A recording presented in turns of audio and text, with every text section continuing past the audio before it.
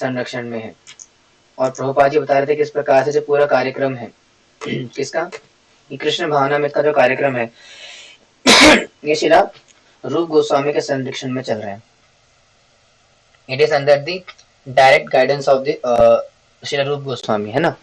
और रूप गोस्वामी उन्होंने बताया किस प्रकार से जो है एक प्रभुपाद के डिसाइपल थे। उन्होंने जब प्रभुपाद से पूछा कि जो है आपने बताया था कि स्वयं रूप गोस्वामी ने खुद आपको आकर के शिक्षा दी थी और आपको आदेश दिया था पाश्चात्य जगत में जाने के लिए और प्रचार करने के लिए। तो all the Prabhupada was in a good mood, Prabhupada ji अच्छे मूड में थे। लेकिन एकदम से क्या हुआ, प्रभुपाद जी थोड़े गंभीर हुए और फिर उन्होंने क्या बोला, लेकिन वह तो खुला रहस्य है था, यानी कि ओपन सीक्रेट नाउ, अभी तो सबको पता चल ही चुका है, there is nothing new in it, है ना, इसमें कोई नई बात नहीं है। तो इस प्रकार से प्रभुपाद ने हिंट दिया कि कैसे जो है रूप गोस्वामी ने उनको पर्सनली इंस्ट्रक्ट किया था कि आप जो है पाश्चात्य जगत में जाइए और मैं आपके हर मोड पे आपके साथ रहूंगा। आप जहाँ भी प्रचार करने के लिए जाएंगे, जो भी करेंगे, जो भी एक्टिविटी करेंगे, जो भी कुछ करेंगे, उसमें मैं साथ रहूंगा। यानी कि आज जो इस्कॉन की रचना हुई है, इस्कॉन की संस्थापना हुई है, इस्कॉन की जो स्थापना हुई है वो प्रभुपाद की देन तो है ही, साथ ही साथ सारे आचार्यों की देन भी है। मतलब जितने हमारे सठ गोस्वामी चैतन्य महाप्रभु श्रील गौर गोविंद स्वामी महाराज कहा करते थे कि ISKCON is Chaitanya Mahaprabhu movement. ये जो इस्कॉन का जो मूवमेंट है ये महाप्रभु का खुद का मूवमेंट है, अपनी खुद की वाणी को सिद्ध करने के लिए, है ना। कौन सी वाणी कि भारत भूमि ते होइला मनुष्य जन्म जार, जन्म सार्थक करी कर कर उपकार, है ना। क्या बोल रहे थे चैतन्य चरितामृत के अंदर कि भारत भूमि ते हैला मनुष्य जन्म जार, जन्म सार्थक करी कर परोपकार। यानी जिस भी व्यक्ति का, जिन भी व्यक्तियों का भारत भूमि में जन्म हुआ, जैसे कि आपका मेरा, तो उनका दायित्व क्या बनता है, उनका कर्तव्य क्या बनता है, जन्म सार्थक करी कर परोपकार। तो जन्म सार्थक करी, पहले क्या करना है, अपना जन्म सार्थक करना है।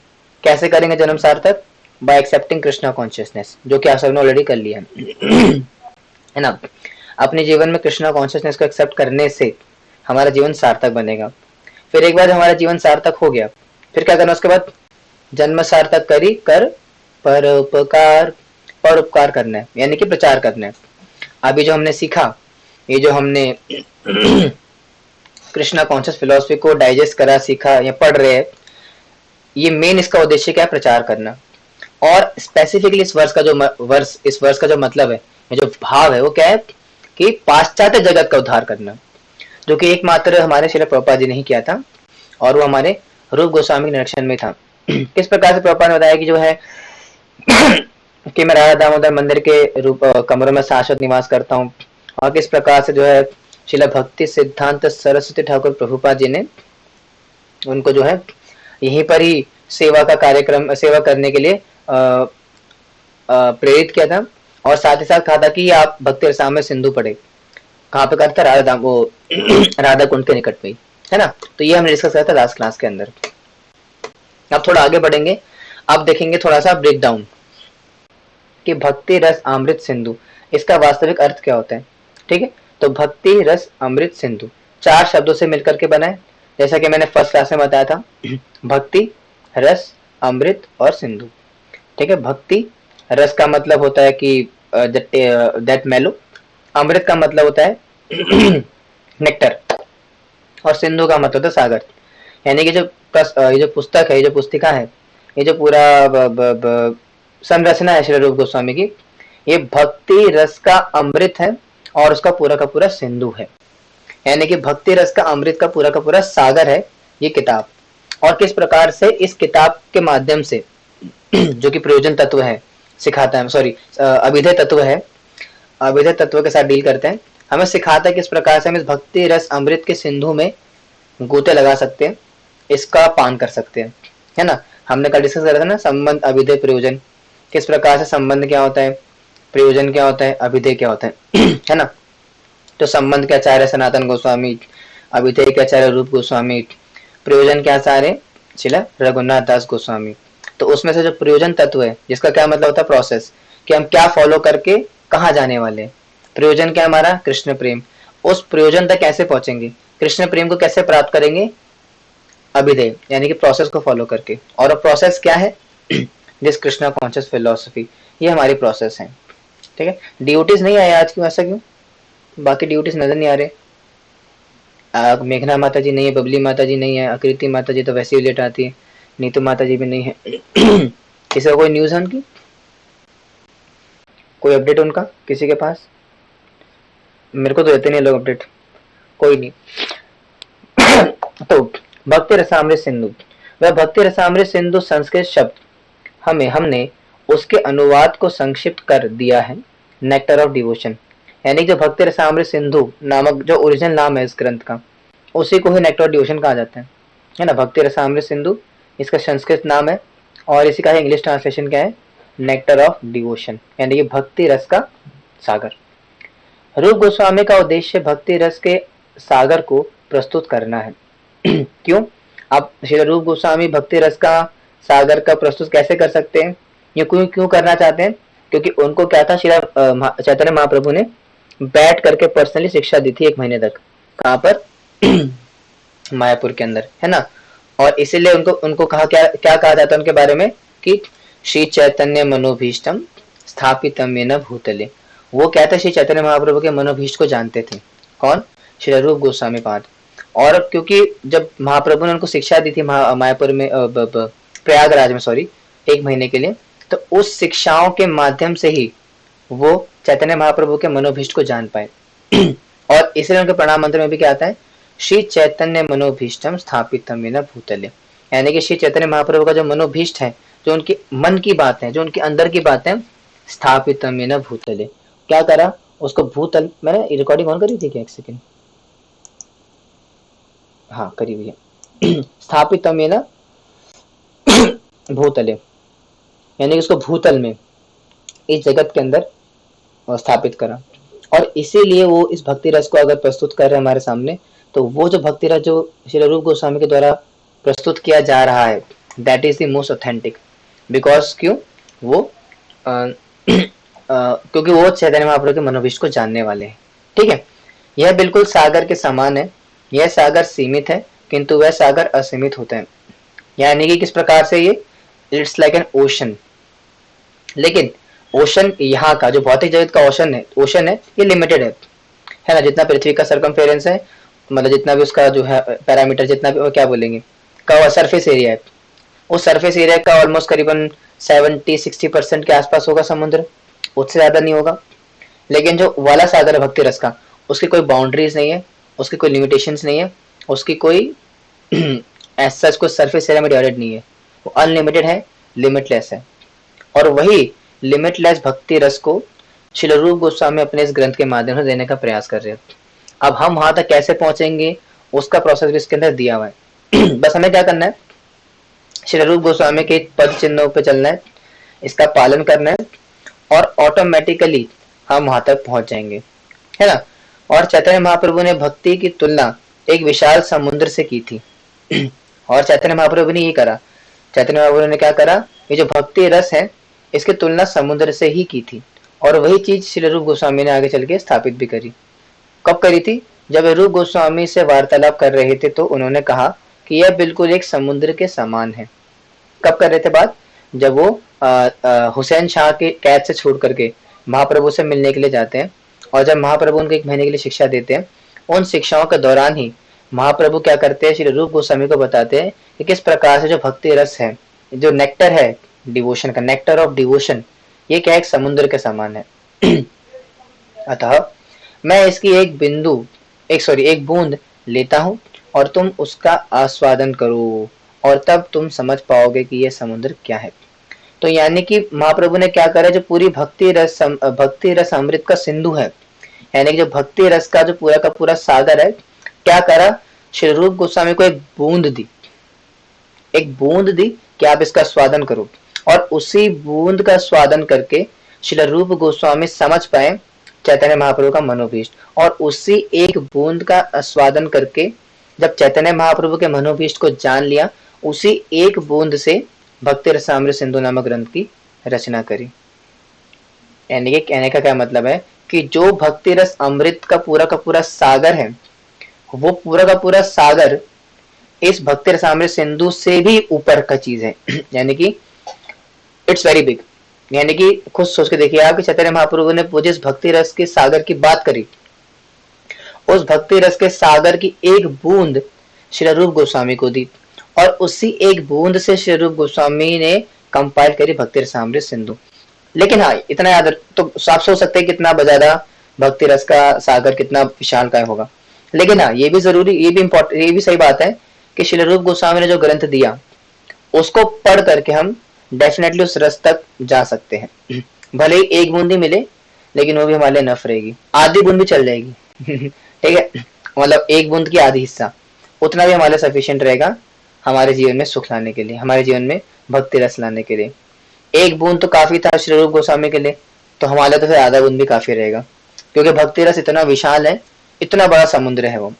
ठीक है, चैतन्य महाप्रभु ने भक्ति रसामृत सिंधु के एक छोटे से अंश का वर्णन किया।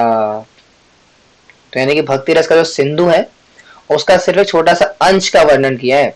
ऐसा नहीं कि पूरा का पूरा दे दिया, पूरा का पूरा दे देंगे तो ना तो हमसे डाइजेस्ट होने वाला, ना फॉलो होने वाला, और ना समझ में आने वाला। इसलिए क्या करा श्री चैतन्य महाप्रभु ने, उन्होंने इस पूरे भक्ति रसामृत सिंधु का एक बिंदु, यानी कि भक्ति रसामृत सिंधु की एक drop, one drop of the nectar of devotion Srila रूप गोस्वामी प्रभुपाद को दिया, और उन्होंने फिर आगे चल करके श्रील भक्ति रसामृत सिंधु नामक ग्रंथ की रचना करी। ठीक है, भक्ति भक्तिमय रु सेवा, इसमें एक रस है, एक स्वाद है, और यह स्वाद अमृत है, शाश्वत है। है ना। तो यानी कि प्रभुपाद के द्वारा दिया गया प्रवचन है वृंदावन में अक्टूबर 28, 1972 का। ये मैंने सुना हुआ लेक्चर, क्योंकि मैं अभी आजकल हाल फिलहाल में प्रभुपाद जी के नेक्टर ऑफ डिवोशन के लेक्चर सुन रहा हूँ। अगर आप चाहते हैं कि आपको भी सुनना चाहते हैं तो मैं आपको लिंक शेयर कर दूंगा ग्रुप में, अगर आप चाह रहे होंगे तो।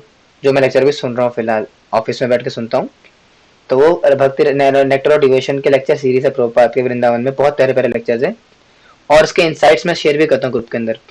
अगर आपने कोई पढ़े होंगे मेरे, जो मैं ग्रुप में शेयर करता हूँ, तो भक्ति रसामृत सिंधु से ही आते हैं, वो प्रभुपाद के लेक्चर से ही। इसलिए मैं जो ग्रुप में सेंड करता हूँ वो तो टेक्स्ट वगैरह आते हैं, वो पढ़ना होता है, वो पढ़ने के लिए भेजता हूँ मैं। वो ऐसी एवं नहीं भेजता हूँ, वो टाइम पास के लिए नहीं है वो। ठीक है, उनको पढ़ना है। क्यों पढ़ना है? बिकॉज ऑफ वो प्रभुपाद के लेक्चर्स में से प्रभुपाद जी के शब्दों का ही है वो, यानी कि प्रभुपाद जी के शब्दों को ही रिटर्न फॉर्मेट में भेजा जाता है, तो इसलिए आपके लिए वो महत्वपूर्ण है, जरूरी है समझना। ठीक है जी, तो पढ़ना चाहिए वो भी। ठीक है, तो यहाँ पे बताया प्रभुपाद ने अपने वृंदावन के लेक्चर में 28 अक्टूबर 1972 वाले लेक्चर के अंतर्गत। अब एक बड़ी महत्वपूर्ण चीज आने वाली है, वो है रस। अब थोड़े रस की चर्चा करेंगे। ठीक है, आज एक एक्टिविटी भी देंगे आपको। इस प्रकार से जो है डिफरेंशिएट करेंगे रस के बीच में, भौतिक रस और आध्यात्मिक रस, दोनों में क्या अंतर होता है। ठीक है, और वास्तव में रस होता क्या है। आपने ऐसा सुना होगा ना, लोग बोलते हैं कि प्रभु जी हमें रस चाहिए भक्ति में, संसार में रस लो। सुना होगा आपने ना कि लोग रस की बातें करते हैं कि हमें रस चाहिए, भक्ति का रस चाहिए, ये रस चाहिए। तो वास्तव में रस होता क्या है? द एग्जैक्ट मीनिंग ऑफ रसा, इस रसा का असली मतलब क्या है ना, what is the real meaning of that रसा, ये डिस्कस करेंगे। और साथ ही साथ देखेंगे किस प्रकार से जो है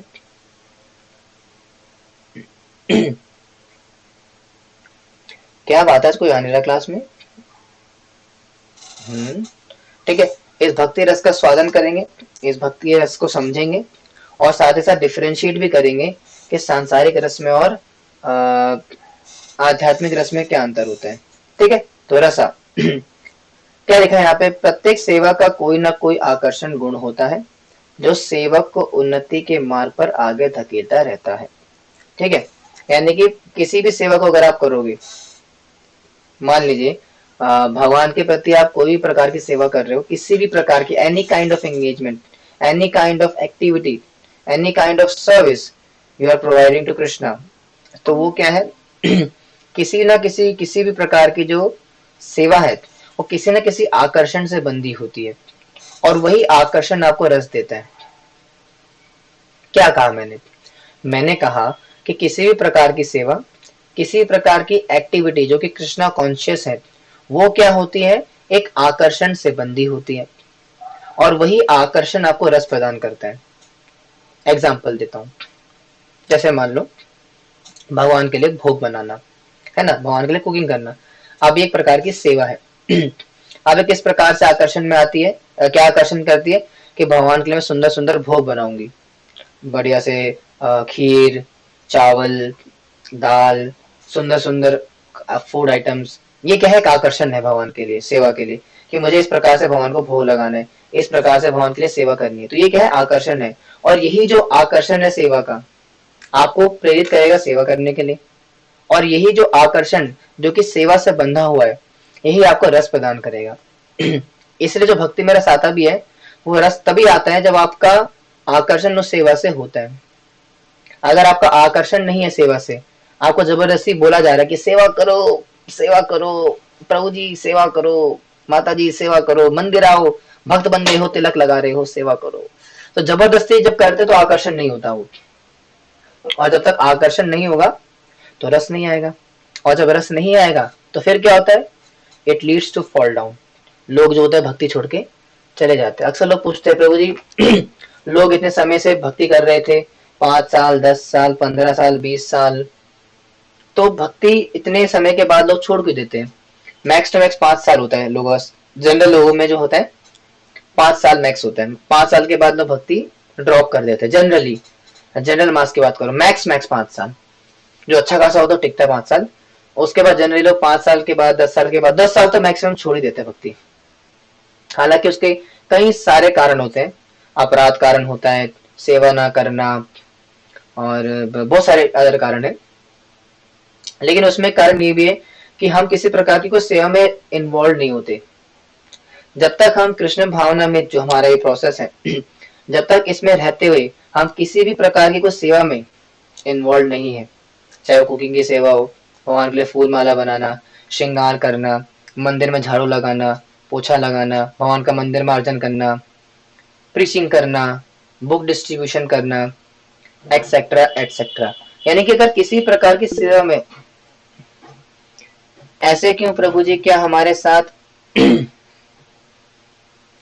अगर क्वेश्चन होता है ना तो हैंड रेस करके आप बोल भी सकते हैं, हमारे साथ ऐसा होगा क्या, I do not know, yes B और no B, it all depends upon you. ये आपके ऊपर डिपेंड करता है कि आप छोड़ना चाहते हो कि नहीं, लेकिन जनरली ऐसा हो जाता है। ठीक है, मेजोरिटी केसेस के अंदर प्रभु जी अगर भक्ति पथ लेफ्ट कर देते हैं तो तो कृष्ण को भी भूल जाते हैं वो, काइंड ऑफ कुछ समय के लिए भूल जाते हैं, लेकिन भगवान याद दिला देते हैं कुछ ना किसी प्रकार से ना। इसका गीता का वर्ष भी है। कौन सा वर्ष है कि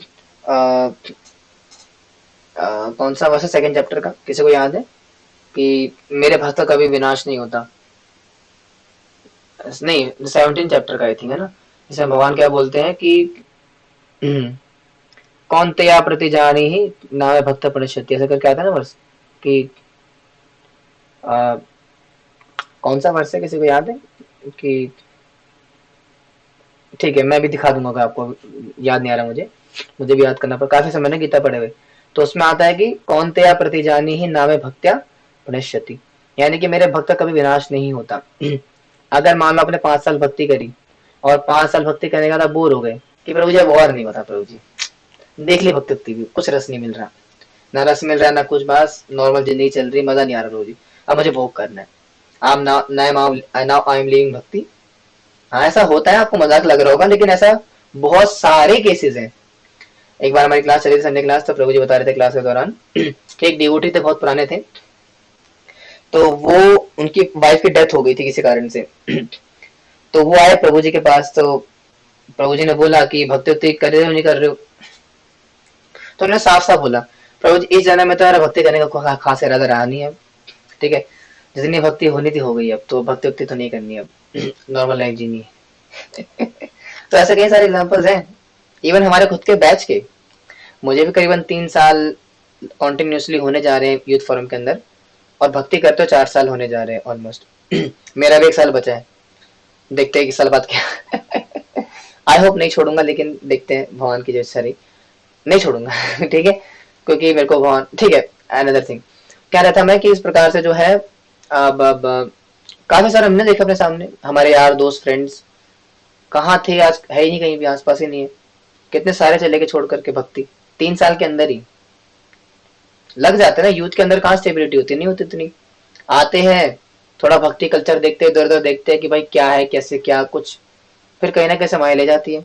कोई लड़की के चक्कर में फंस जाता है, कोई पैसे के चक्कर में फंस जाता है, कोई करियर के चक्कर में फंस जाता है। सबसे मेन तो 2 चीजें होती है, लड़की और करियर। प्रभु जी अगर किसी न्यू पर्सन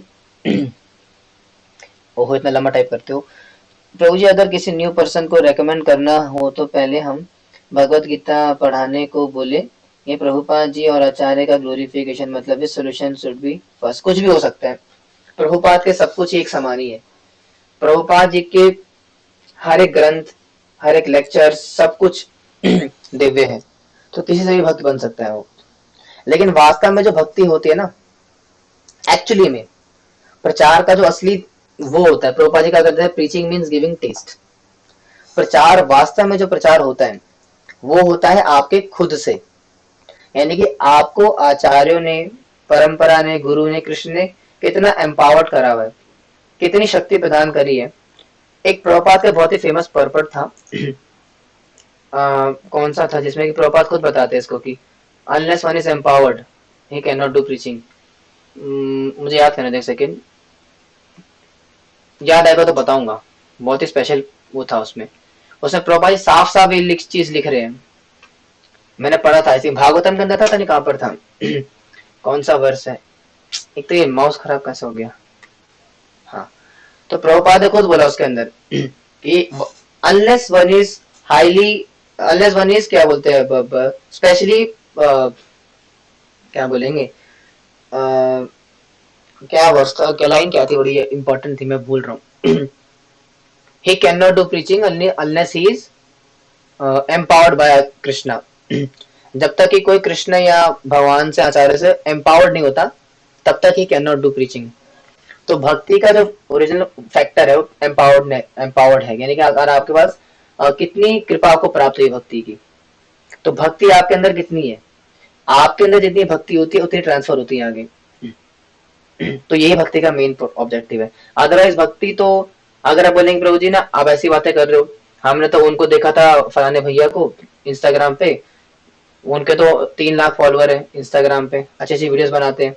वो दीदी देखो, दीदी देखी थी हमने इंस्टाग्राम पे, उनके 1 लाख फॉलोअर है, उनके तो बहुत फॉलोअर्स बहुत सारे हैं, भक्त एक भी नहीं है।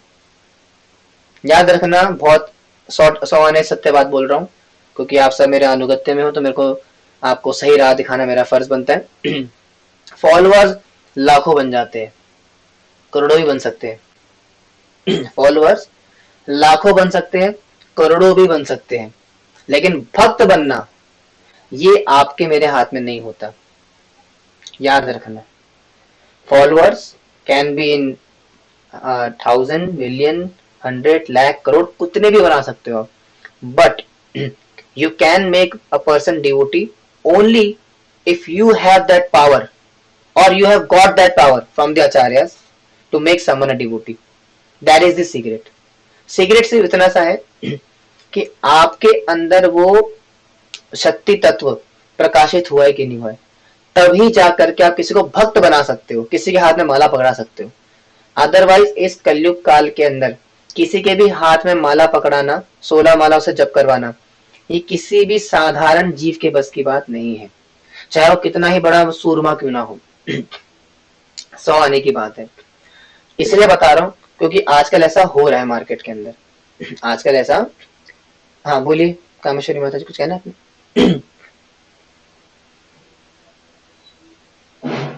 प्रभु जी मतलब सामने वाले का भी तो इंटरेस्ट होना चाहिए ना कि वो माला पकड़े, मतलब हम लोग हाँ मान लो अगर उसका, बोले भी तो वो क्यों पकड़ेगा। हाँ वो इंटरेस्ट जगाना भी तो उसका काम है ना।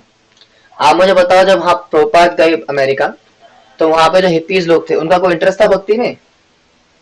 आप बताओ, तो इंटरेस्ट कहाँ से आ गया? क्योंकि प्रभुपाद के अंदर शक्ति तत्व है, जब ही इज एम्पावर्ड बाय आचार्य, वो एम्पावर्ड सोल है, इसलिए वो भक्ति ट्रांसफर हो गई। ये साधारण जीव नहीं कर सकता जब तक उसके अंदर शक्ति ना हो। समझ रहे हो? इंटरेस्ट की बात नहीं है यहाँ पे, वो ऑटोमेटिकली इंटरेस्ट जगाना, वही तो मैं बता रहा हूँ यहाँ पे। हाँ बोला दीदी, माता जी क्या करो। हरे कृष्ण प्रभु जी प्रणाम। मैं ये क्वेश्चन पूछ रही हूँ कि जैसे मतलब कोई हमसे पूछे कि हमें पहले भगवत गीता पढ़नी चाहिए या फिर हमें प्रभुपाद जी और आचार्य को मतलब पहले उनकी बायोग्राफी पढ़नी चाहिए। मतलब लाइक प्रभु जी, अगर किसी को इनिशिएशन करना है मतलब भक्ति में, किसी को अपने स्टार्ट करनी है जर्नी, तो उसे क्या पढ़ना चाहिए? मतलब मैं बेसिक क्वेश्चन पूछ रही हूँ। अगर जैसे कोई हमसे भी पूछता है कि हम क्या पढ़े पहले, मतलब प्रभुपाद जी के बारे में पढ़े या हम भगवत गीता पढ़े? भगवत गीता पढ़ो, प्रभुपाद जी के बारे में बाद में पढ़ना चाहिए, जब गीता जी से प्रभु थोड़ा। जी। हालांकि प्रभुपाद से भी पढ़, हालांकि ऐसे बहुत सारे ड्यूटीज है, लेकिन प्रभुपाद लीलामृत पढ़ के भी भक्त बने हैं। तो वही बता था ना कि कुछ भी कर सकते हो, लेकिन हम अगर जब प्रीचिंग कर रहे हैं सामने से तो पहले गीता देनी चाहिए, क्योंकि प्रभुपाद लीलामृत थोड़ा सा एडवांस लेवल ग्रंथ है, उसको पढ़ के समझना थोड़ा सा कठिन पड़ जाएगा। गीता बेसिक है, ठीक है। ठीक है इसलिए प्रभु जी, थैंक यू। इसलिए हम भी जो कोर्स कराते हैं गीता कोर्स कराते हैं। क्यों? क्योंकि गीता स्टार्टिंग है भक्ति की, ठीक है। तो किसी को भी प्रीचिंग कर रहे हो कल को तो सिर्फ गीता पकड़ानी पहले, एक बार गीता पढ़ लेगा वो प्रभुपाद जी की, तो ऑटोमेटिकली बाकी सब हो जाता है। इसलिए डिस्ट्रीब्यूशन जब करते हैं गीता डिस्ट्रीब्यूशन ही करते हैं जब प्राइमरली, तो क्योंकि एक बार गीता पकड़ा दी तो बाकी सब अपने यहाँ प्रभुपाद देख लेते हैं उनके हिसाब से। प्रभुपाद जी जो ग्रंथ है, प्रभुपाद जी उसके अंदर ही रहते हैं। अगर आपके हाथ में प्रभुपाद की ग्रंथ है, that means you are carrying Prabhupada with you. Prabhupada ji से किसी रिपोर्टर्स ने पूछा एक बार कि Swami ji, what would happen to Krishna conscious movement after you leave? तो प्रभुपाद बोलते, you rascal, I will never leave. Where I am going, I will always reside in my book. मैं हमेशा अपने ग्रंथों में जीवित रहूंगा। तो प्रभुपाद के शिष्य ने बोला, जय हो जय हो, जय प्रभुपाद जय प्रभुपाद। तो प्रभुपाद ने खुद बोली बात कि प्रभुपाद उनके ग्रंथों में साक्षात है। तो प्रभुपाद जी का कोई भी ग्रंथ अगर आप देते हो तो मतलब आपने प्रभुपाद गिफ्ट कर दिया किसी को। पढ़ेगा नहीं पढ़ेगा इतनी चिंता मत करो, प्रभुपाद के ग्रंथ कैसे न कैसे घुमा फिरा करके कोई ना कोई पढ़ लेगा और भक्त बन जाएगा। प्रभुपाद के ग्रंथों में इतनी शक्ति है, ठीक है। तो आप स्टार्टिंग के लिए गीता दे सकते हो कि आप गीता पढ़िए, लेकिन हाँ आप कोई और ग्रंथ भी दे सकते हो उसके इंटरेस्ट के हिसाब से। जैसे मान लो अगर कोई साइंटिस्ट है, साइंस बैकग्राउंड का है, तो आप उसको प्रभुपाद की वो दे सकते हो, easy journey to other planets वो दे सकते हो। या मान लो कि किसी को भगवान की लीला ज्यादा पसंद है, उसको कृष्णा बुक दे दी, उसको लीला ज्यादा पसंद आती है कृष्णा बुक दे दी। तो डिपेंडिंग अपॉन वो किस पर्सन को प्रीचिंग कर रहे हो आप। लेकिन जनरल मास के लिए हम गीता प्रेफर करते हैं, तो ये गीता सबको समझ में और सबके लिए बन जाती है, क्योंकि गीता फेमस भी है ना। आप कृष्णा बुक बोलो जो लोग जानते हैं कृष्णा बुक कौन सी है, लेकिन गीता बोलोगे तो सबको पता है। तो इसलिए गीता सबसे ज्यादा मेन फोकस में आती है, ठीक है। तो ये रीजन भी है। हाँ बोलिए बोलिए। प्रभु जी, एक बार मतलब यूट्यूब शॉर्ट्स पर ही भक्तों का था, तो उसमें क्लिप में एक रिपोर्टर ने पूछा प्रभुपाद जी से कि प्रभुपाद जी, आपका ये मतलब लास्ट बर्थ है, जैसे मतलब भौतिक जगत में जो होता है कि आपकी लास्ट लाइफ है। तो फिर प्रभुपाद जी का आंसर होता है कि नहीं, ये मेरी लास्ट लाइफ नहीं है, इवन मतलब मेरे डिसाइपल्स का भी लास्ट बर्थ है। तो प्रभु जी मतलब कि लाइक जितने भी उनके फॉलोअर्स हैं और जितने भी भक्त हैं, तो मतलब वो भी भौतिक जगत को पार कर लेंगे कर या चुके फिर हैं, ये जो कर चुके हैं, बहुत सारे कर चुके हैं, बहुत सारे करेंगे भी, ठीक है। कर चुके हैं वो, तमाल कृष्ण गोस्वामी महाराज, भक्ति तीर्थ स्वामी महाराज, गोपाल कृष्ण गोसाई महाराज, और न जाने कितने महाराज। इवन हमारे भूरीजन प्रभु, सॉरी कौन से प्रभु है वो, कर चुके हैं ऑलरेडी। आप बोलेंगे प्रभु जी प्रमाण क्या है, कैसे माने आपकी बात, कहाँ से प्रूफ लाऊं, कहाँ से प्रूफ दूं? तो भाई प्रूफ कुछ नहीं है मेरे पास भाई, बस हम परंपरा से सुनने आ रहे हैं तो परंपरा की बात बोलेंगे। तो इसे थोड़ा बहुत तो ब्लाइंड फेथ करना पड़ता है कभी कभी, हर चीज का प्रूफ नहीं दे सकते हम। आप बोलेंगे कल के प्रभु जी कृष्णा है दिखाओ प्रूफ कहाँ है, हम कहाँ से दूं प्रूफ भाई? मैं, मेरे को अपना घर का पता नहीं है, मुझे अपनी एक्स गर्लफ्रेंड नहीं दिखाई दे रही इतने सालों से, भगवान कैसे दिखा दूं आपको? समझ रहे हो? तो कहने का मतलब क्या है कि कैसे दिखाएंगे ना, हमें परंपरा को फॉलो। प्रभुपाद से किसी ने पूछा रिपोर्टर ने, तो प्रभुपाद बहुत डांटते थे, बहुत गुस्सा करते थे, कहते स्वामी, रिपोर्टर पूछते हैं, प्रभुपाद लेक्चर बताते अपने, तो sometimes people ask me, Swami ji have you seen God, can you show me God? Prabhupada, rascal, do you have the eyes to see the God? क्या बस आंखें भगवान को देखने के लिए? तो इसलिए कुछ चीजों को हम प्रमाण नहीं दे सकते, कुछ चीजों को आपको फॉलो करना ही पड़ेगा। अब क्या हुआ बोलो? नहीं प्रभु जी कुछ नहीं, थैंक यू। अच्छा तो कुछ चीजों को आपको फॉलो करना ही पड़ेगा, क्योंकि भक्ति में हर चीज का प्रमाण देना ये थोड़ा सा भौतिक स्तर पे मुश्किल हो जाता है। जैसे मान लो अगर मैं बोलूं कामेश्वरी माता जी को आपको कहाँ जाना है, तो माता जी बोली प्रभु जी मुझे गोलोक वृंदावन जाना है। तो मैं पूछूंगा ना कहाँ है गोलोक वृंदावन, आप बोलेंगे प्रभु जी वो तो बाबू बाबू बाबू बस ऐसे करते रह जाओ, पता नहीं कहाँ है। तो कुछ चीजों को मानना ही पड़ेगा, कोई इसका वो एज सच कोई सोल्यूशन लॉजिक नहीं निकाल सकते उसमें, आप समझ रहे हो। तो भक्ति में लॉजिक काम ज्यादा नहीं करता, भक्ति में बहुत कुछ जगह पे करेगा, कुछ जगह पे नहीं भी करेगा। ठीक है, जैसे प्रभुपाद जी है, सबसे बड़ा तो ये कारण है, एक 70 साल का बुजुर्ग व्यक्ति जिसको कि हवाई जलदूत विमान के अंदर जो हमारा जहाज होता है उसके अंदर 2 बार हार्ट अटैक आ गए, उसके बाद वो अमेरिका जाता है, हाथ में ना पैसा ना आगे पीछे कोई है, वो दुनिया की सबसे बड़ी आध्यात्मिक संस्था बना दे, ये अपने आप में लॉजिकल है, लेकिन हो गया ना, समझ रहे हो। तो भक्ति के अंदर कुछ भी संभव है। प्रपात impossible is in a fools dictionary, भक्तों की जीवन में इम्पॉसिबल कुछ भी नहीं होता, सब कुछ पॉसिबल है। इसीलिए लॉजिक का यहाँ पे ज्यादा काम नहीं आता, और इसीलिए भी लोग भक्ति स्वीकार नहीं कर पाते, क्योंकि भक्ति में ज्यादा लॉजिक अगर जब ढूंढ लगता है ना लोग तो फिर भक्ति नहीं कर पाते। इसलिए भी कारण था छोड़ने का, जैसा आप पूछ रहे थे ना कि प्रभु जी क्यों चले जाते हैं, ये भी कारण है, क्योंकि लॉजिक नहीं मिलता उन्हें। हरे कृष्ण महामंत्र करने से गोलोक वृंदावन प्राप्त होगा, क्या लॉजिक है इसके पीछे, कोई लॉजिक नहीं है, बस होगा। परंपरा सुना हमने, हम बता रहे हैं, मुझे मेरे गुरु ने बताया, उनके गुरु ने बताया, उनके गुरु ने बताया, और प्रभुपाद ने बताया। मतलब बेसिकली प्रभुपाद को फॉलो कर रहे हैं, परंपरा को फॉलो कर रहे हैं। और जो इस परंपरा को मान लेता है, स्वीकार कर लेता है, वो भक्ति करता रहता है। जो नहीं स्वीकार कर पाता, दिमाग लगाता खुद का, वो फिर निकल लेते हैं। इसलिए कहा जाता है भक्ति के अंदर बहुत ज्यादा दिमाग लगाने की जरूरत नहीं होती। इसलिए भक्ति में पता है कौन टिक पाते हैं, जो कि थोड़े बुद्धू होते हैं, बुद्धू नहीं बोलूंगा, सरल होते हैं। मतलब मैंने आपसे कहा, आपने मान लिया। जो सरल लोग होते हैं भक्ति में टिक जाते हैं। जो बहुत दिमाग वाले होते हैं ना, आप दिमाग वाले, आप ही टिक पाओगे फिर, सॉरी। बोलिए बोलिए बोलिए। प्रभु जी मतलब मैंने तो सुना है कि जो भक्ति में होते हैं वो बहुत इंटेलिजेंट होते हैं, इसलिए वो भक्ति में जा पाते हैं, और जो लोग मतलब ना समझ होते हैं, जो लोग संसार में ही फंसे रहते हैं। भक्ति स्वीकार करने वाले इंटेलिजेंट होते हैं, मैं भौतिक इंटेलिजेंस की बात कर रहा हूँ ना, कि जो भौतिक इंटेलिजेंस लेकर के आते हैं, लॉजिकल इंटेलिजेंस, वो नहीं टिक पाते। भक्त जो है समझदारी होते हैं, भक्त मूर्ख नहीं होते हैं, सबसे समझदारी है वो। समझदार क्यों है, क्योंकि बहुत ही हाई लेवल चीज एक्सेप्ट कर लिया। मैं यहाँ पे भौतिक इंटेलिजेंस की बात कर रहा हूँ, जो कि भौतिक है। ऐसा क्यों वैसा क्यों, वो टिक नहीं पाते। जो सरल लोग होते हैं, जो कि बुद्धिमान होते हैं लेकिन सरल होते हैं, वो टिक जाते हैं। जैसे कि हमारी बबली माता जी बुद्धिमान भी है और बहुत ही सरल भी है, इसे टिक रही है भक्ति में। और आप सब भी हो, ऐसा नहीं कि आप सब नहीं हो, तभी टिक पा रहे हो। इसलिए सरलता ही वैष्णवता है।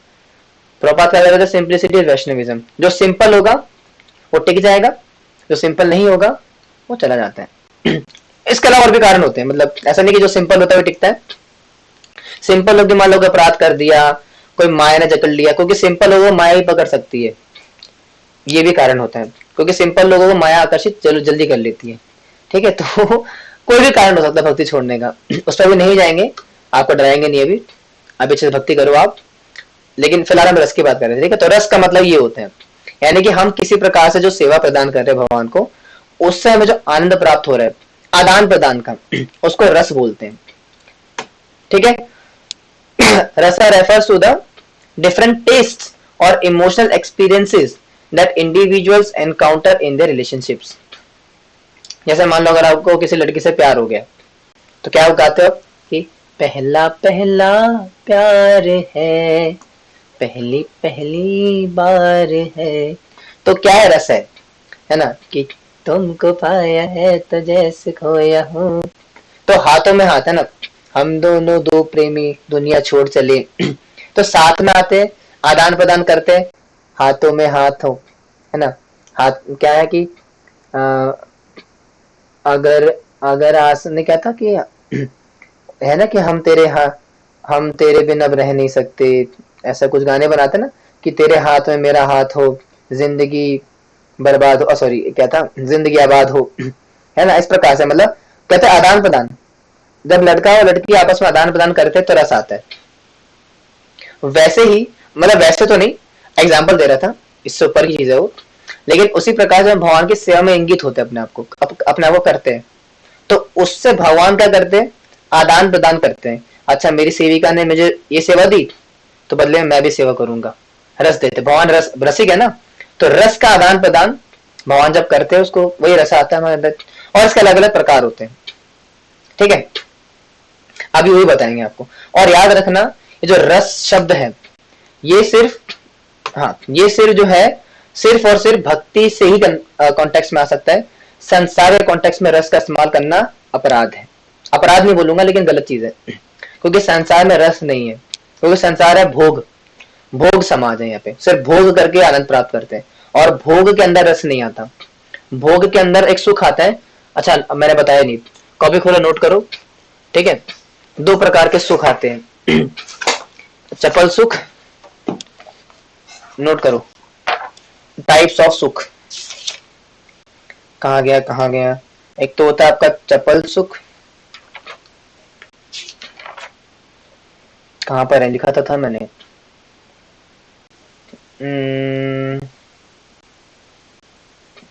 कहा गया, कहा गया, कहा गया,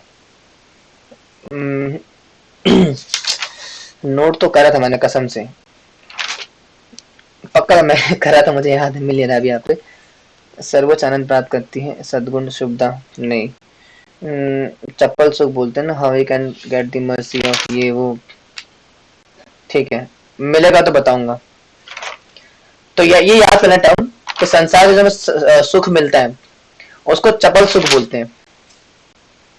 क्या बोलते हैं, चपल सुख, चप्पल सुख नहीं, चपल सुख, यानी कि धोखा वाला सुख। सुख है लेकिन धोखा है उसके अंदर, कल पूछ सकता हूं अगर मैं चाहूं तो।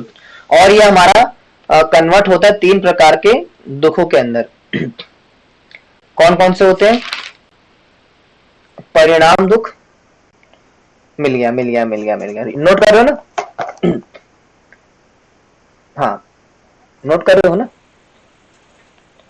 तो संसार में हमें सुख मिलता है उसको बोलते हैं चपल सुख, चपल।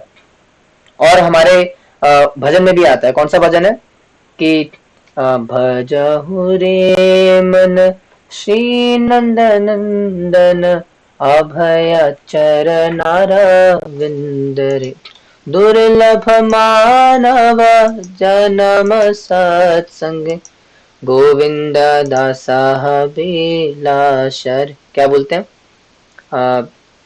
भजहु रे मन, भजहु हो रे मन, इसमें ही आता है चपल सुख के बारे में ना। चपल हमारे इन्होंने लिखा है, क्या नाम है, श्री गोविंद दास कविराज, इन्होंने लिखा है,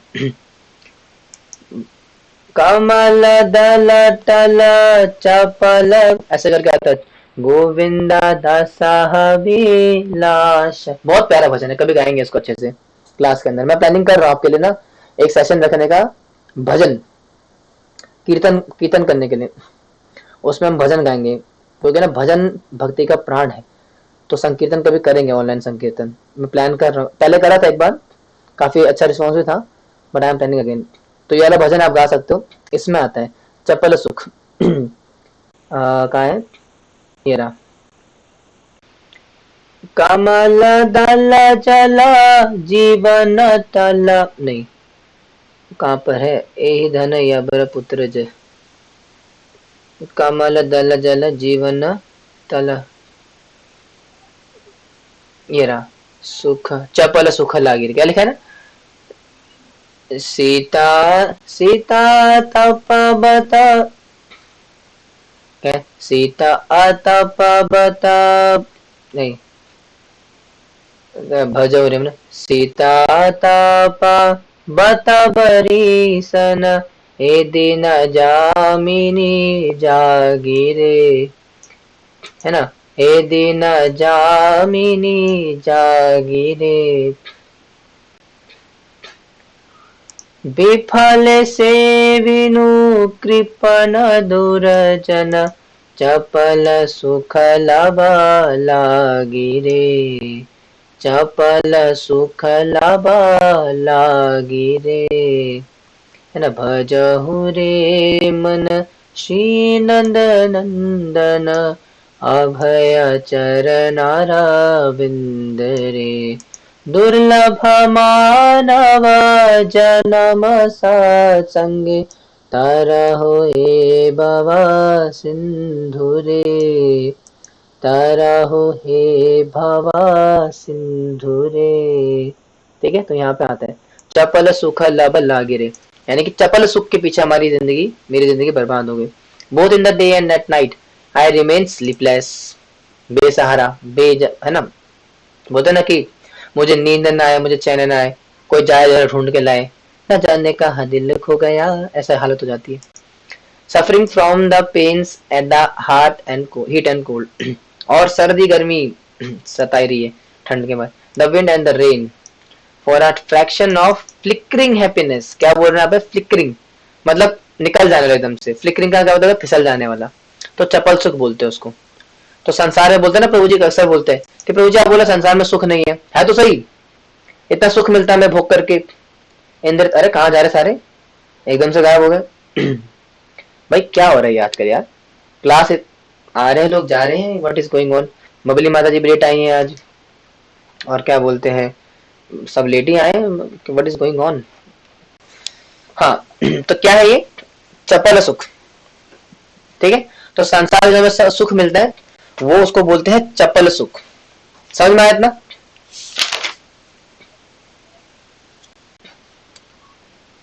ठीक है, और ये जो चपल सुख होता है, चलो ठीक है बाद में बताते हैं। ये जब पाप का कॉन्सेप्ट आएगा ना, किस प्रकार से व्यक्ति पाप करता है, तो उसमें आपको बताएंगे इनके बारे में। किनके बारे में? परिणाम दुख, ताप दुख और संस्कार दुख। तीन प्रकार के दुख होते हैं, परिणाम दुख, ताप दुख और संस्कार दुख। ये बाद में बताएंगे आपको, फिलहाल तो चपल सुख याद रखना। समझ में आया? आगे बढ़ते हैं। तो 5 प्रकार के मुख्य रस होते हैं और 7 प्रकार के गौण रस होते हैं। इसको नोट कर लो, अगर सैटरडे टेस्ट होता है तो ये आएंगे सारे। यानी कि 5 प्रकार के मुख्य रस और 7 प्रकार के गौण रस। क्या मतलब होता है? यानी कि मेन और सेकेंडरी, सेकेंडरी नहीं बोलेंगे, मतलब उसके कॉम्प्लीमेंट्री रसास। यानी कि जो 5 हमारे रस है वो 5 मेन रस है, मुख्य रस है, और उसी के कॉम्प्लीमेंट्री 7 और होते हैं, 7 गौण रस होते हैं। ठीक है, तो टोटल 12 रस होते हैं आध्यात्मिक जगत के अंतर्गत सेवा से मिलने वाले। हालांकि सिर्फ 12 नहीं होते हैं, बहुत सारे होते हैं, लेकिन प्राइमरली 12 यहाँ पे दिए हुए। हाँ बोलिए। हरे कृष्णा। प्रणाम प्रभु जी। हाँ जी प्रणाम। प्रभु जी ये आपने कौन रस बोला? कौन? एक सेकेंड, मैं थोड़ा पानी का रस ले लूं। गौण, गौण, ग है ग, गौण रस। ठीक है, तो मुख्य और गौण। मुख्य का मतलब क्या होता है? मेन, प्राइमरी, और गौण का मतलब होता है उसके डेरिवेटिव्स। आपने पढ़ा होगा स्कूल कॉलेजेस के अंदर कि किस प्रकार से एक प्राइमरी कैटेगरी होती है और उसके अंदर सब कैटेगरीज होती है ना। उसी प्रकार से 5 मुख्य रस है और उसी के ही डेरिवेटिव्स कुछ रस है। 5 मुख्य रस कौन कौन से हैं ये याद करना है आपने, क्योंकि मैं ये बहुत इंपॉर्टेंट है हमारे लिए। शांत रस, दास्य रस, साख्य रस, वात्सल्य रस और माधुर्य रस। ठीक है, और जो अपने 5 प्रकार की मुक्तियां पढ़ी थी, कौन कौन सी? साहुज्य, सामीप्य, सालोक्य, शास्त्रीक और सामीप्य, साहुज्य, सालोक्य, सामीप्य और शास्त्री, है ना। ये 6 प्रकार की, जो 5 प्रकार की जो मुक्तियां पड़ी थी वो 5 प्रकार के रसों के अंतर्गत आती है। जैसे कि प्रभु जी एक बार फिर से बता दीजिए। मैं क्या? रोटी भी बना रही हूँ और नोट्स भी बना रही हूँ, तो थोड़ा मुश्किल हो रहा है मेरे लिए। नहीं तो ऐसा करो ना, सुन लो, नोट्स बाद में बता लेना। सुन लो क्लास को, बाद में रिकॉर्डिंग के जब सुन लोगे आराम से फ्री टाइम में, तब नोट्स बना लेना। 2 काम एक साथ मत करो ना वो। अच्छा वो क्या बोलते हैं, ब्रूसली नहीं हो आप, है ना। थोड़ा सा प्रैक्टिकली होना पड़ेगा। सुनो अभी आराम से, ध्यान से, फोकस के साथ, नोट्स मत बनाओ और अपना सुनते रहो। नोट्स बाद में बना लेना, ठीक है। हाँ, तो 5 प्रकार के मुख्य रस हैं: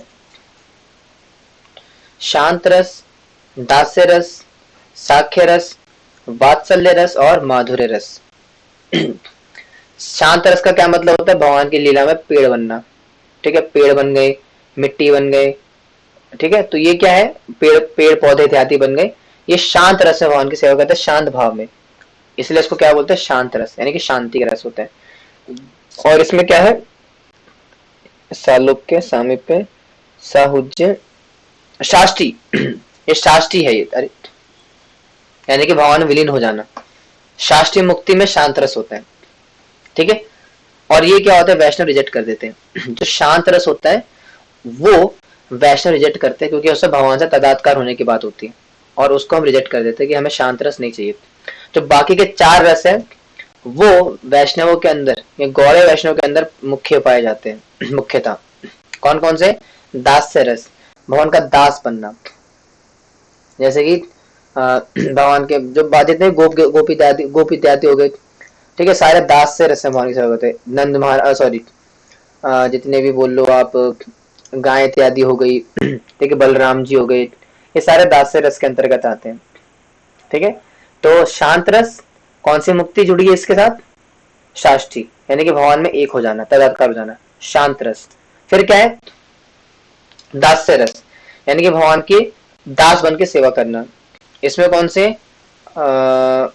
बाकी सब इसमें मुक्ति में सारी आ जाती है, साहुज्य के अंदर ही, यानी कि भगवान के लोक में जाकर के भगवान के अलग प्रकार सेवा करना।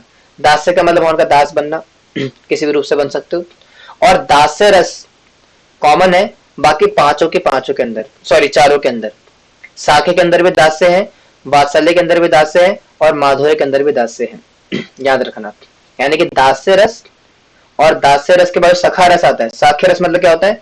भगवान का सखा बनना, जैसे कि भगवान का बलराम जी, सुबल सखा, जुगल सखा, सुदामा, मधुमंगल, श्रीधा, वसुधाम, ये सारे भगवान के सखा है, ठीक है। वो साख्य रस में है, लेकिन उसके अंदर साख्य रस के अंदर दास्य रस भी है, यानी कि दास्य रस कॉमन है 4 के अंदर। और जो पहला है शांत रस, वो भक्ति का पार्ट नहीं है, भक्ति का है, लेकिन जनरली इसको रिजेक्ट करते हैं लोग, क्योंकि मुक्ति से ज्यादा कनेक्टेड है।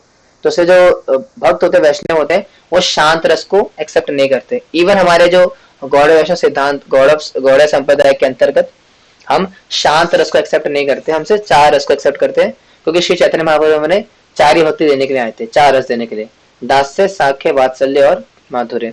तो ये साख्य रस हो गया।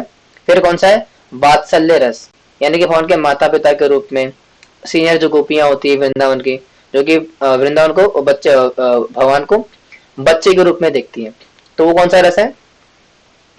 वात्सल्य रस, ठीक है। तो वो वात्सल्य हो गया। फिर 5वां है माधुर्य रस। माधुर्य रस क्या है? भगवान की गोपी बनना, भगवान की वाइफ बनना, गर्लफ्रेंड बनना, ये क्या हो गया? गोपी, भगवान की पत्नियां, ये माधुर्य रस के अंदर होगी। हालांकि माधुर्य रस, सॉरी, हालांकि थोड़ा सा कॉम्प्लिकेटेड हो जाएगा। माधुर्य रस के अंदर गोपियां भी हैं, पत्नियां भी हैं, लेकिन माधुर्य रस के अंदर जो गोपियां हैं वो सखीय रस के अंदर है, सॉरी, परखीय रस के अंदर है, और जो पत्नियां हैं वो परखीय रस के अंदर है। वो कब डिस्कस करेंगे हम? जब रागानुगा भक्ति आएगी। रागानुगा भक्ति के अंदर हम डिस्कस करेंगे, उसके अंदर जब माधुर्य रस आएगा, मतलब रागानुगा भक्ति का मतलब ही माधुर्य रस, सॉरी, रागानुगा भक्ति का मतलब ही है माधुर्य, वात्सल्य, साख्य और दास्य, यानी कि माधुर्य रस को, सॉरी, ये जो 4 रस अगर आपको प्रदान होने भगवान से गोलोक वृंदावन में जाकर के, तो रागानुगा भक्ति करनी पड़ेगी। और रागानुगा भक्ति के अंदर भी जो माधुर्य रस का जो मेन है उसको अलग रखा गया है। क्यों रखा गया है बाद में बताएंगे, क्योंकि बहुत ज्यादा एसोटेरिक है वो। और उसके अंदर भी 2 कैटेगरी आती है, संभोग इच्छामयी और तत्त भाव इच्छामयी। फिर संभोग इच्छामयी में फिर 2 कैटेगरी, बहुत लंबा प्रोसेस है। जब रागानुगा भक्ति आएगी तो इससे डिस्कस करेंगे। फिलहाल इतना समझ लो कि माधुर्य रस के अंदर भगवान की गोपियां आती है प्राइमरली, और भगवान की पत्नियां। लेकिन पत्नियां जो है प्राइमरली माधुर्य रस के अंदर काउंट नहीं होती है, क्योंकि वो सखीय रस के अंदर होती है। गोपियां परखीय रस के अंदर होती है, यानी कि भगवान की गर्लफ्रेंड के रूप में होती है। तो प्राइमरली अगर एकदम एग्जैक्ट बात करें तो जो गोपियां है वो माधुर्य रस के अंतर्गत आती है, और जो बाकी रस है दास्य, साख्य, उसका मैंने एग्जांपल दे दिया। लेकिन 4 रसों के अंदर दास्य रस प्रधान है, लेकिन जो पहला रस है शांत रस, उसको गौड़ वैष्णव एक्सेप्ट नहीं करते, क्योंकि वो भगवान की सेवा उसमें ज्यादा नहीं होती। वो शांत है, मतलब कि बस जैसे कि पेड़ इत्यादि हो गए, ये शांत रस के अंदर आते हैं, भगवान की सेवा में इतने इन्वॉल्व नहीं होते। और ये थोड़ा बहुत मुक्ति के साथ कनेक्टेड भी है कि किस प्रकार से मोक्ष प्राप्त हो जाए, तो इसलिए इसको हम ज्यादा प्रेफरेंस नहीं देते संप्रदाय के अंदर। लेकिन ये भी एक रस का पार्ट है। प्रेफरेंस किसको मिलती है? इन 4 रसों को, यानी कि भगवान का दास बन सकते हो, सखा बन सकते हो, और भगवान के माता पिता बन सकते हो, या भगवान की गोपी बन सकते हो। ठीक है। और 5 मुख्य रस हो गए और 7 गौण रस हो गए, यानी कि कौन से? इन्हीं के ही कॉन्टेक्स्ट में, जैसे कि हास्य रस, अद्भुत रस, करुणा रस, रौद्र रस, वीर रस, भयानक रस और भीत्स रस। जैसे कि मान लो हास्य रस का क्या मतलब हो गया? अगर मान लो भगवान के सखा बन गए हो, तो मुख्य रस क्या है? सखा रस। तो सखा रस में आपका हास्य रस भी आ जाएगा, यानी कि हंसना। हम फ्रेंड्स के साथ क्या करते हैं? हंसते खेलते गाते मस्ती करते हैं। तो जब मस्ती करें तो क्या होगा? हंसी मजाक होगा। तो हास्य रस आ गया, और हास्य रस साख्य रस के अंदर आ जाएगा ऑटोमेटिकली। दास्य के अंदर भी आएगा, वात्सल्य के अंदर भी हास्य रस तो हो गई ना, माता पिता तो बच्चों के साथ मजाक करते ही है, तो उसमें आ गया। माधुर्य के अंदर भी हास्य रस कहीं ना कहीं आ जाएगा, लेकिन मेनली तो साख्य रस के अंतर्गत आएगा वो। वैसे ही अद्भुत रस, करुणा रस, करुणा रस कहाँ पर आएगा? वात्सल्य के अंदर, माता पिता के रूप में करुणा आएगी, है ना। और कहाँ पे आएगी? मेनली वात्सल्य के अंदर ही आएगी। तो ऐसे ही जो 5 मेन रस है, प्राइमरली 4, उन्हीं चारों रसों के अंदर ये बाकी के रस जो होते हैं इन्वॉल्व होते हैं। ये इनकिन प्रकार किसी न किसी तरीके से ये बाकी रस भी इन्वॉल्व होते हैं। अब आपने क्या करना है? घर पे एक बार जाना और सोचना कि कौन सा रस किसके साथ अलाइंड हो सकता है। जैसे रौद्र रस है, अब रौद्र रस कहाँ हो सकता है?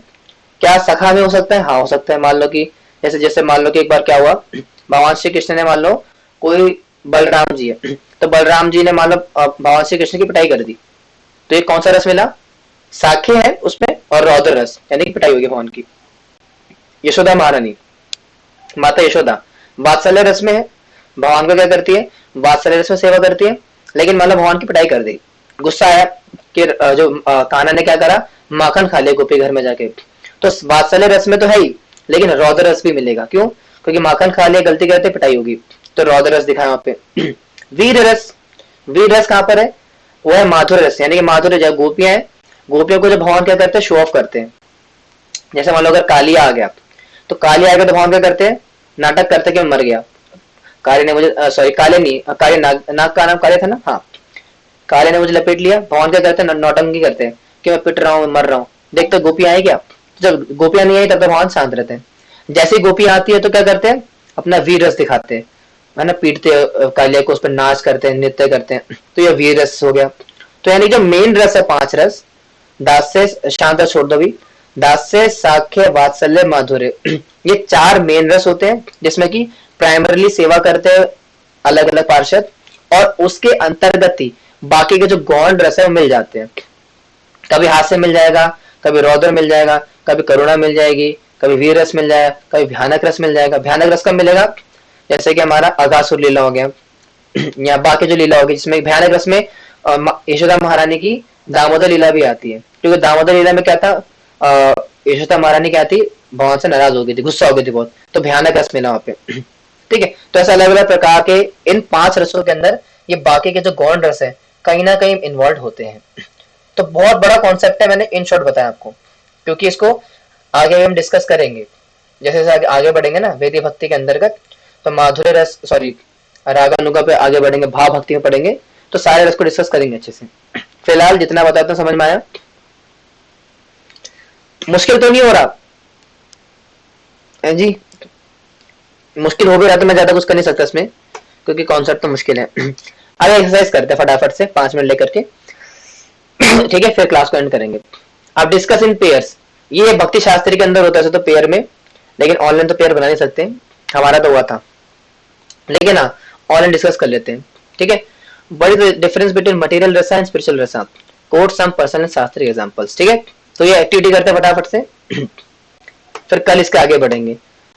चपल रस क्या होता है, अमृत क्या होता है, ये सब कल करेंगे, इसको फिनिश भी करेंगे। कहाँ गया? तो सबसे पहला एग्जांपल, तो बताइए कोई एग्जांपल देना चाहेगा कि क्या डिफरेंस होता है स्पिरिचुअल रस के अंदर और मटेरियल रस के अंदर? कोई एग्जांपल देना चाहता है डिफरेंस का? चलो शास्त्र एग्जांपल ना भी दो, शास्त्र से कोट ना भी करो, इन जनरल बता दो कि क्या डिफरेंस है स्पिरिचुअल रस के अंदर और मटेरियल रस के अंदर। Please tell, you are open, बताइए फटाफट से बताइए, 5 मिनट लेंगे। हाँ बताओ कामेश्वरी माता बताइए। क्योंकि भौतिक रस शाश्वत नहीं होता और स्पिरिचुअल जो रस होता है वो शाश्वत होता है। Very good. तो पहला पॉइंट का निकल कर क्या है कि द स्पिरिचुअल रस इज इटर्नल, वो हमेशा कंटिन्यूएशन में रहता है, यानी कि कभी एंड नहीं होता वो। और जो मटेरियल रस है वो क्या है, इज इट नॉट इटर्नल, वो एंड हो जाता है बहुत जल्दी, एकदम से उड़ता है एकदम से खत्म होता है। तो वेरी गुड पॉइंट माता जी। अगला कोई कुछ शेयर करेगा, क्या डिफरेंस है मटेरियल रस में और स्पिरिचुअल रस के अंदर? ताले नहीं बतानी, बताना भी है, बताओ और क्या बता सकते हो। What is the difference between material रस एंड स्पिरिचुअल रस, क्या हो सकता है बताइए। अरे हाँ बताओ बताओ, सोचो मत बताओ, धड़ाक से बताओ। कभी भी जो मतलब स्पिरिचुअल रस होता है उसमें अ, क्या होता है? कभी भी फिर याद आएगा तो कोई और ट्राई करेगा, किसी को समझ नहीं, बाकी समझ नहीं आया किसी को? बबली माता जी बताओ, क्या डिफरेंस आपको नजर आता है मटेरियल में स्पिरिचुअल में? जो मेरे माइंड में था वो माता जी ने पहले बोल दिया कि संसारिक जो रस है वो लिमिटेड है, और जो भगवान का रस है, मतलब जो भक्ति रस है वो अनलिमिटेड है। यही बस था। एक ही पॉइंट है, और कोई पॉइंट ही नहीं है। क्योंकि और मतलब जो सांसारिक सुख है उसमें हमें मतलब अभी हम लोग सुख हो गए फिर उसके बाद में तुरंत दुख मिलता है हाँ और स्पिरिचुअल रस में ऐसा नहीं होता है। वेरी गुड, एक और अच्छा पॉइंट बोला। तो मटेरियल रस में दुख मिलता है। मान लो आपने कुछ भोग करा, मान लो कि कामेश्वरी माता जी ने भोग करा, रस लेने का प्रयास कर, रसगुल्ला खा लिया, नहीं रसगुल्ला तो नहीं, मान लो कि गोलगप्पे खा लिए 50-60, अब क्या होगा, पेट खराब होगा, है ना, दुख मिलेगा, पेट खराब हो जाएगा, गैस हो जाएगी, आए हाय, तो कष्ट मिलता है। तो मटेरियल रस क्या है, पहले सुख फिर दुख मिलेगा, लेकिन वो कौन सा दुख होता है बताएंगे नेक्स्ट क्लास में। 3 प्रकार के दुख बताएंगे, परिणाम दुख, ताप दुख और संस्कार दुख।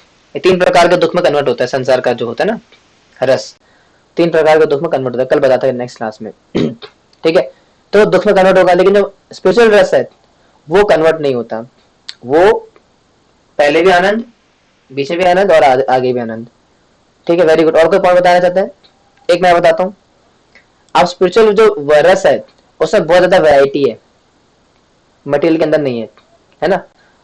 मटेरियल के अंदर क्या है, वही आहार निद्रा भय मैथुन, आहार निद्रा भय मैथुन, है ना, वही करते रहते हैं। लेकिन स्पिरिचुअल वर्ल्ड के अंदर क्या है, बहुत सारी वैरायटी है, साख्य रस, दास्य रस, वात्सल्य रस, ये रस वो रस, ऐसा रस वैसा रस, there are so many varieties in that, है ना। एक ये पॉइंट हो सकता है। और कोई पॉइंट शेयर करना चाहेगा? बताइए, थोड़ा तो कुछ बताओ ना यार, ऐसे थोड़ी, ऐसा थोड़ी अच्छा लगता है। दिमाग चलाओ अपना। अदिति माता जी, बबली माता जी, थोड़ा आप ही बताओ। थोड़ा निकालो दिमाग में से, एक्सरसाइज है ये, इससे पता लगेगा कि आपको कॉन्सेप्ट कितना क्लियर हुआ। बताओ क्या डिफरेंस है मटेरियल रस में स्पिरिचुअल रस में? अरे इसमें तो बहुत सारे पॉइंट्स आ सकते हैं।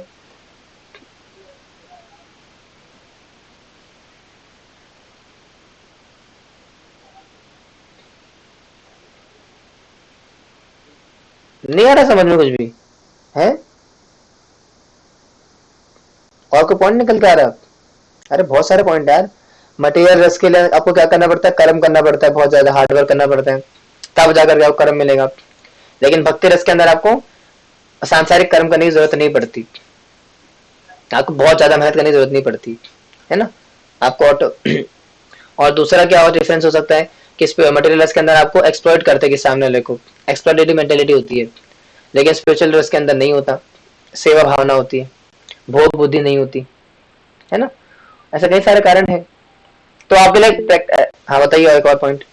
कभी भी ऐसा भी होता है कि मतलब जैसे हम एकदम भौतिक अगर कार्य कर रहे हैं तो हमें से मतलब चिंता होती है, स्पिरिचुअल कार्य करें तो हमें मतलब सब भगवान पे छोड़ सकते हैं, मतलब उसकी चिंता नहीं करते थे। समझा नहीं, मैं फिर से बोलो जरा। जैसे कि अभी हम भौतिक कार्य करते हैं प्रभु जी, तो हम्म। हम भौतिक कर्म करते हैं, जैसे कि हमें करना है तो करते हैं। और हम एक कार्य करते हैं तो हम चिंता करते हैं कि उसका फल क्या होगा। और हम स्पिरिचुअल का अगर करते हैं तो हम मतलब उसकी चिंता नहीं करते कि हम जो भी करें वो भगवान पे छोड़ दें, हाँ, हाँ कह क्योंकि वो सकते हैं भगवान डिपेंडेंसी। मटेरियल रस के अंदर डिपेंडेंसी नहीं है ना, इंडिपेंडेंट मेंटालिटी वहाँ पे। और स्पिरिचुअल रस के अंदर डिपेंडेंसी है भगवान के में हमेशा पे। तो अच्छे अच्छे पॉइंट है ये। तो आपका एक्टिविटी है, घर से आप हो सके तो प्रिपेयर करके ला सकते हो कल की क्लास में कि क्या डिफरेंस है एग्जैक्टली स्पिरिचुअल रस में और मटेरियल रस में। ये आपकी एक्टिविटी रहेगी। कल मिलेंगे, कल इस चैप्टर को फिनिश कर देंगे, छोटा सा बचा है, ज्यादा नहीं, 3-4 स्लाइड बची है। फिर सैटरडे को करेंगे अच्छा सा टेस्ट। ठीक है। हरे कृष्णा, श्री